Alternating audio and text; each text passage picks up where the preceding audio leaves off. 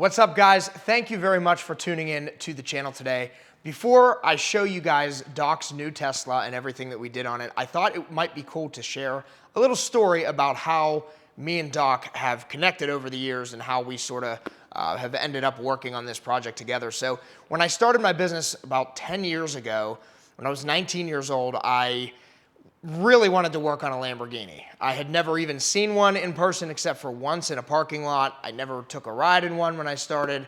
Now, if you're from like Miami or something, you might think I'm absolutely crazy, but in a small town like Latrobe, we don't have Lamborghinis driving around very frequently. So it was always a dream of mine to work on one. And around that same time, I went to a Pittsburgh Cars and Coffee event, which at that time, if you're familiar with those events now, they're huge. But this was a lot smaller. I want to say there was 20 or 30 cars. It was in Robinson at the time, and I went down with a group of friends. I had an older Porsche 944. It was a turbo car. I still have that car, actually. Anyhow, we got to the parking lot, and somebody that pulled in was DoctaM3 in his lime green Gallardo. And I immediately fell in love with the car, and I knew I want to work on that car. So, of course, I tried to talk to him, and I'm just another 19-year-old kid just talking to him about his Lamborghini. Now, one thing about Doc that you have to understand is he is like the most humble guy in the world. For as busy as he is, he will stand and talk to every single 19-year-old kid about his Lamborghini for hours until you're done talking to him. So you sort of make a connection with him. He's very, very good talking to people, and it's awesome. I talked to him there, and then from that point on, I would sort of show up at events that I knew he was going to be at to try to talk to him, to get him to let me work on his cars. And I never really made any progress. Fast forward a couple of years later, I met somebody that is now one of my best friends and is a mutual friend between me and Doc, and that is, his name is Michael. And we were at an event together, and it was after the event. We happened to be watching the Conor McGregor and Floyd Mayweather fight. And he found out I was from Pittsburgh. We had just met, basically, and he said, hey, I know somebody from Pittsburgh, DoctaM3. I said, no way, I've been trying to get a hold of him forever to work on his cars. And long story short, he texted him, and we ended up working out that we were going to tint the windows on the Performante. Nowadays, we are sort of Doc's go-to shop. I hope he doesn't mind me saying that, but we built a great relationship with him. He's an awesome friend, and I have now driven that Performante, and we've worked on Avenger and now this Tesla and hopefully some more stuff in the future. So I just wanted to share that with you guys before we showed off the Tesla. So enjoy his new car. We are doing our Blackout Tinting vehicle check-in list, and this allows us to pretty much go over the vehicle and make sure if there are any damages, make them marked down before we go ahead and do our wash and prepping process. And this is both for the interior and exterior of the vehicle. This way we can't be blamed for anything.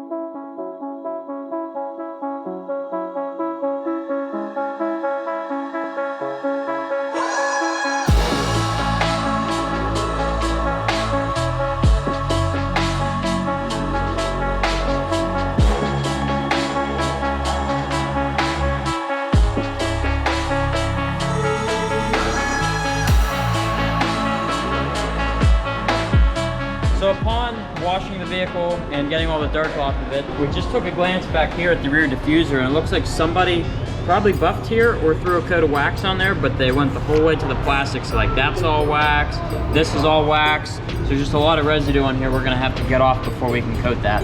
All right, so now that the Tesla is out of the wash bay, we went ahead and washed it and did the whole decon process. We're going to go ahead and start doing a one-step polish over the entire vehicle. But before that, we have to tape off all of the plastic, so the plastic wheel wells, the plastic on the rocker panels, as well as the rear diffuser. And then we're going to also tape off all of the matte black trim going the entire way around the windows and around the mirrors. This way, when we are buffing over here, our pad does not hit any of these surfaces and leave any residue behind on them. So let's get into polishing.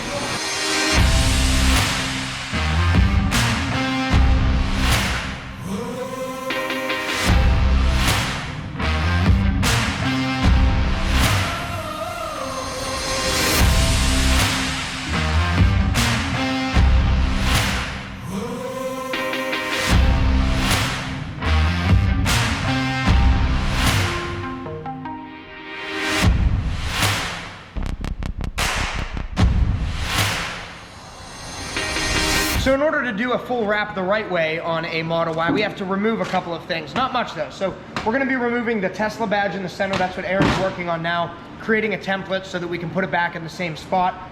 We removed the rear spoiler as well. So we still have a bunch of tape on here that needs to come off. We're gonna be doing this rear hatch in one piece instead of the kit that has a seam there. That big long seam is hard to line up and pretty ugly unless you get it absolutely perfect. So we want it to be better than that. We also have to remove the dual motor badges down on the side here. These ones are so thin, we can't really reuse them. It's almost impossible to retape them. So we ordered new ones from Tesla. They're only like $25 from Tesla, which is really cool. They keep their badge prices very reasonable compared to some other manufacturers. So we're doing the same thing on the hood, removing the T off of that so we can get a nice seamless install there as well.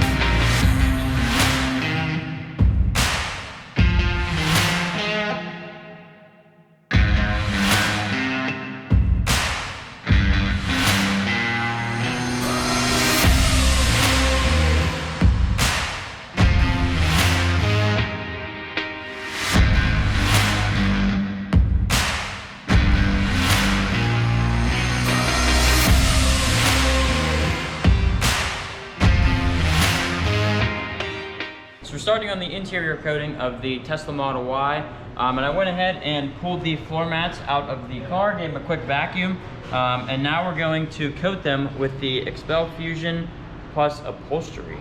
So this is basically a ceramic coating that's designed for your fabric surfaces. So if you have like cloth seats, or if you put it on like Alcantara and suede, or just your regular carpet floor mats, it adds a little bit of protection to those as well and makes them a little bit easier to clean. So we're going to go ahead and do a quick coat on these now, let them dry, and then we'll do another coat on those as well.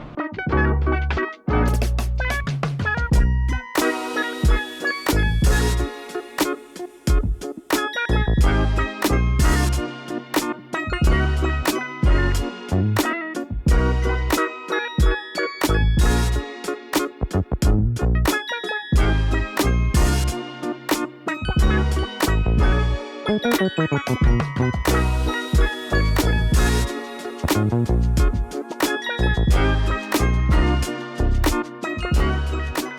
now that we have a majority of the interior coated, we're just waiting on a couple bits because they got to tint the front windows and do Clearplex on the outside of the windshield.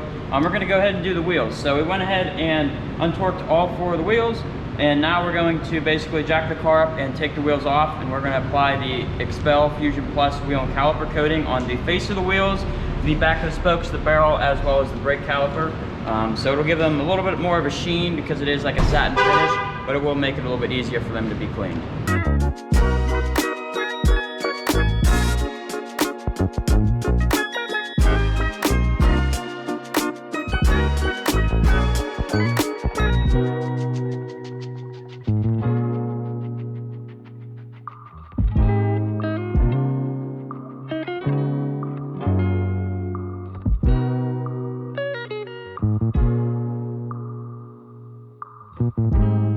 All right, so behind me, we just finished up the Clearplex installation on Doc's Model Y. So that's sort of the last step of the process before we move on to the ceramic coating. And one thing I want to share with you about this is from a company called Targe. It's T-A-R-G-E, and it is the Clearplex material. It's actually the guy that originally created the product or founded the Clearplex company or something like that.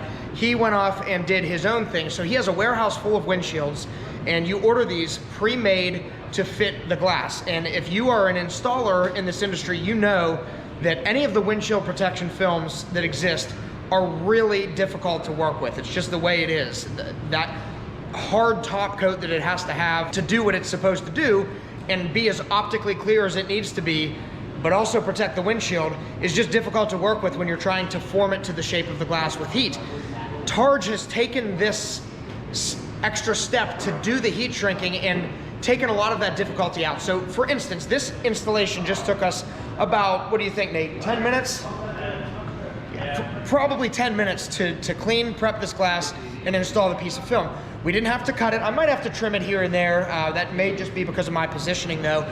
But we didn't have to do the full cut. I didn't have to have a knife all over this glass. And also the heat shrinking, that time didn't exist. A window like this is not an easy window to do. It's very big, lots of what we call fingers because of the stretch, or the shape of the glass. It would be hours of heat shrinking. Somebody that's very good at this, that has been doing Clearplex for years, might say they could do it in a half hour, an hour, whatever, but either way, there's no way you're heat shrinking this, cutting this, and installing it in anywhere near this amount of time. So it's better to use these pre-cut kits, especially on the more difficult windshields. So guys, we've been super excited to have the opportunity to work on Doc's Model Y. Here it is, it's all done. We did a full 10 mil XPEL Ultimate Plus wrap. Special thanks to XPEL for hooking us up with that. We did Clearplex on the windshield of this thing, so every inch that you see, the paint, the headlights, the fog lights, the windshield, everything is protected in some way or another. We also tinted the windows with XPEL Prime XR Plus, which is